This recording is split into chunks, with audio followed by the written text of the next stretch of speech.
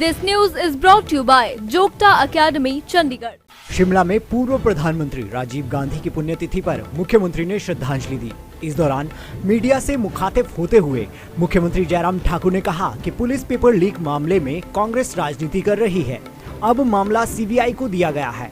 यह सीबीआई ही तय करेगी कि कब तक वो इस मामले की जांच शुरू करेगी, लेकिन इसमें भी कांग्रेस को आपत्ति है।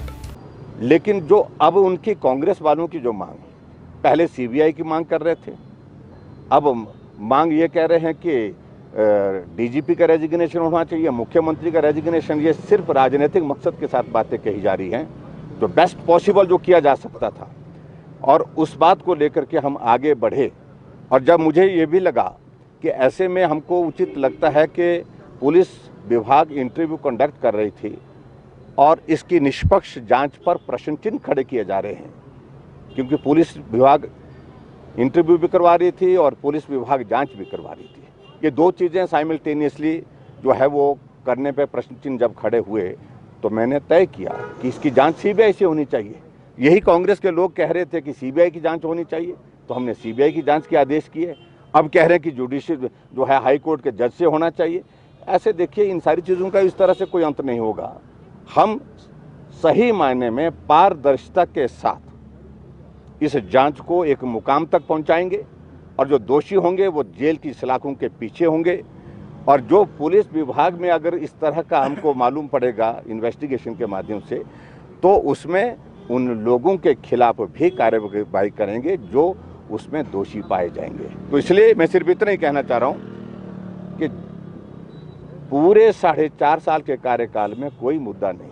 अब इस भर्ती के मुद्दे को, जिसको रद्द कर दिया गया है, जिसमें सीबीआई की जांच के लिए आदेश कर दिए गए हैं, और उसके बावजूद भी इस प्रकार से बात कहना, तो मुझे लगता है कि वो कतई भी तर्कसंगत नहीं है। सिर्फ राजनीतिक दृष्टि से उसको लाभ लेने की कोशिश कर रहे हैं, जिसका कोई अर्थ नहीं है। कि ऐसे है कि वो जो बातें कह रहे हैं सिर्फ राजनीतिक मकसद के साथ कह रहे हैं, और राजनीतिक मकसद की दृष्टि से वो कुछ हासिल करने की कोशिश कर रहे हैं। लेकिन वस्तुस्थिति आपके सामने है। जब रात को 11 साढ़े 11 बजे हमको जानकारी मिली और हमें इस दिशा में पुष्टि होती दिख रही थी कि ये पेपर लीक हुआ है, रात को ही हमने आदेश दिए एफआईआर लॉन्च करने के, और उसके पश्चात सुबह 9 बजे एसआईटी कॉन्स्टिट्यूट करने के आदेश दे दिए। 9:30 बजे मैंने जो कांस्टेबल की भर्ती का जो पेपर लीक जिसका जिक्र आया था रिटन टेस्ट का, उसको रद्द करने का निर्णय कर दिया, उसको घोषणा कर दी। और उसके बाद एसआईटी ने, मैं कह सकता हूं कि बहुत बेहतर ढंग से सारे उस इन्वेस्टिगेशन को प्रोसेस को आगे बढ़ाया है, और बहुत सारे लोगों की उसमें अरेस्ट हुई है। और संभवतः जो असली जो उसमें दोषी लोग हैं उन तक पहुंचने के करीब पहुंच गई है। उनमें से कुछ लोगों को पकड़ लिया है और हो सकता है कुछ और लोगों को पकड़ने की भी बात है। लेकिन जो अब उनकी आगे सीबीआई हैंडओवर करने का विषय नहीं होता है, उसमें हमने सीबीआई के लिए जांच के आदेश दे दिए है। सीबीआई इसको एग्जामिन करती है कि उनने इस केस को लेना है कि नहीं लेना है। उनने इस बात को तय करना है कि कब तक इस प्रोसेस को, जब तक सीबीआई इसको अपने हाथ में नहीं लेती इस मामले को, तब तक हमने तय किया है कि हमारी एसआईटी की जो इन्वेस्टिगेशन की प्रोसेस जारी रहेगी। इन्वेस्टिगेशन में जो फर्दर हुई है, क्या उसमें ऐसी कोई जानकारी आई है कि कोई, देखिए ऐसा है, उस पर हम कुछ नहीं कहना चाह रहे हैं, कारण कि इन्वेस्टिगेशन की प्रोसेस जारी है, तो उचित नहीं। ठीक, थैंक यू।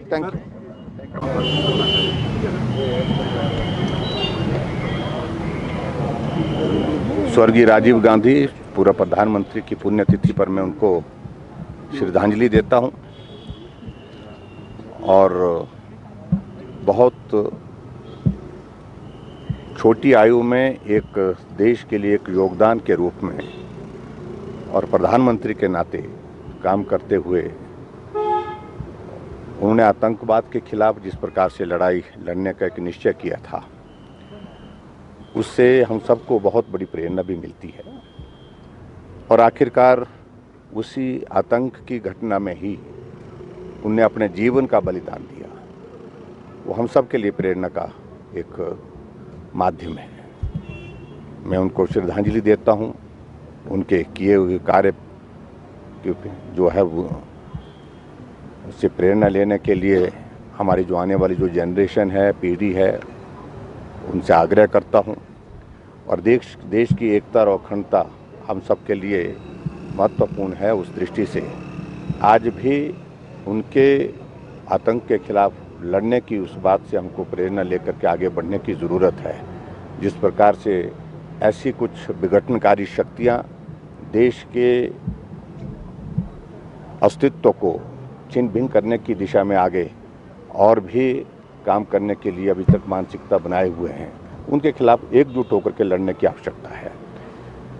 और एक बार फिर से मैं स्वर्गीय राजीव गांधी जी के पुण्यतिथि पर उनको श्रद्धांजलि देता हूं और उनके किए हुए कार्य को स्मरण करता हूं। सर, इसके अतिरिक्त दिव्य हिमाचल टीवी के लिए शिमला से दीक्षा शर्मा की रिपोर्ट। लोकतंत्र के पक्षधर, अपराध रहित और देश प्रेम से प्रेरित नागरिक जन एकता पार्टी की हिमाचल प्रदेश राज्य कार्यकारिणी, जिला व खंड स्तरीय कार्यकारिणी और विधानसभा चुनावों में उम्मीदवार बनने के लिए फेसबुक आईडी anilukd7@gmail.com और janektaparty.com या मोबाइल नंबर 7650894955 पर संपर्क करें। राजनीतिक रुचि व योग्यता रखने वाली युवा पीढ़ी विशेष आमंत्रित है।